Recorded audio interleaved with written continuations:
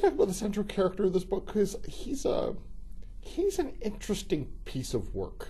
You know, it's exciting for me now that people are reading History of a Pleasure Seeker to see how many people feel so strongly and so differently about Pete Barol. The book starts in 1907 in Amsterdam, and Pete is 24. He's very handsome, but his main quality is an ability to decode the psychological realities around him. And I don't know, I had quite a lot of sympathy for him. But, you know, he's somebody he's out for himself, but he also cares about other people and is generous and kind.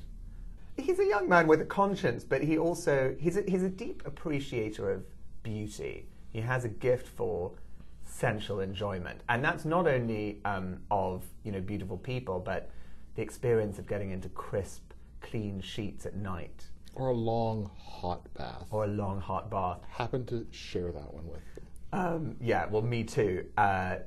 You know, we're the third or fourth generation in the whole of human civilization to take a bath for granted. And Pete grows up in Leiden in a house that does not have interior plumbing. So when he gets a job at a very grand mansion in Amsterdam, really to be able to turn a tap in the wall and have hot water gush from it is a miracle. He's good looking, and that's not his fault. What he does with his looks... I mean, I think people tip off the moral edge all the time in life. To me, it's not so much that Pete is very sexually charismatic. I mean, he is. But that's not really his edge. The quality that I gave him is a quality that I think I have in some ways too. I'm also interested in people, and I naturally decode the dynamics in a room. I'm always thinking about it. And often as a human being, I feel like I have quite a good idea of what the person is thinking when I'm in a conversation with them, and I choose to disregard that data. I think it gives you a sort of head start. But I thought it would be fun to create a character who also had a natural, subtle awareness of the psychological complexities around him, but who was completely prepared to use that to his advantage. And that's really Pete's edge, that he's good at working out what other people are really feeling. The family he goes to work for is a tutor. Father and mother who are kind of distant from each other when the book opens. The father, Martin Vermeulen Sickerts, is one of Europe's wealthiest hoteliers, and he has a wonderful house on the Herengracht in Amsterdam, on the grandest stretch of the city's grandest canal. It's actually called the Goudenbocht, the Gilded Curve, and this house is run like one of his grandest hôtels de grand luxe. And he, a little like his son, he's enthralled to interior demons. In his case, growing up, he had a very old-fashioned Calvinist pastor who put the idea of predestination into his head. Now, actually, by 1907, the Dutch church had turned away from the doctrine of predestination, but when Martin was a child, certainly many priests, now it was a sort of like the, you know, gay marriage divide or the women-priest divide. Some people had abandoned it, but some people stuck to it, and it's a terrifying doctrine, because Calvinistic predestination says you're either saved or you're damned, and this was decided before your birth, and there is nothing you can do about it. So all that can give you a hint about whether you're going to hell or to heaven is how you behave in life.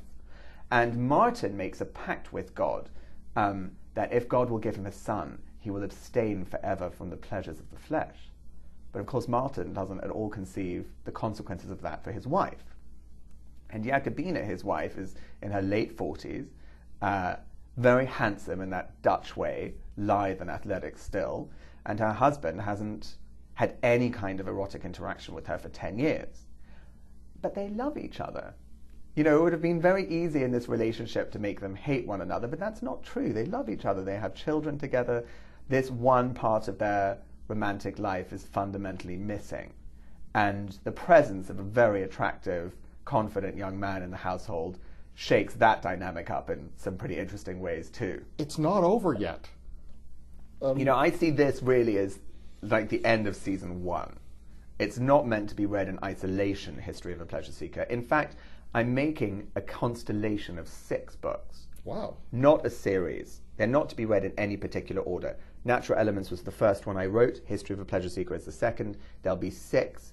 I've had a lot of letters from people saying, when's the next one coming? And I promise you, I've spent 7 years thinking about it. I went to live in a tent in a forest in South Africa. That might give you some clue of what's happening next. I wanted to create a cast of characters completely unlike the cultured, affluent Dutch and Americans in History of a Pleasure Seeker. And to do that, I had to go and live in a different culture, learn a different language. Trouble that you've gotten yourself into, young man, is that I'm going to insist that book 1 and book 5 really are related. Have you got all those things all planned out? Well enough to make me happy? I wish you could see my study. There are boxes. Each novel has a box. So there are 5 of them in my office now. And that's actually the fun thing of planning this all as one work of art. And so, for example, this book grew out of another book I'm going to write. One of the novels is set in South Africa in 1983 in a white family's house, and it's from the point of view of their black nanny. And in that book, something happens, something very profound and tender and intimate happens in a 19th century bed. And I thought, who made that bed? And Pete Barol makes that bed, but you don't even see him making it in History of a Pleasure Seeker. He'll make it in the next book. But so this is 3 books in advance. I'm putting in place what is needed to give the reader an experience that blows their head off in 4 books' time. The book is History of a Pleasure Seeker. It's a novel from Richard Mason and History of a Pleasure Seeker, published by Knopf.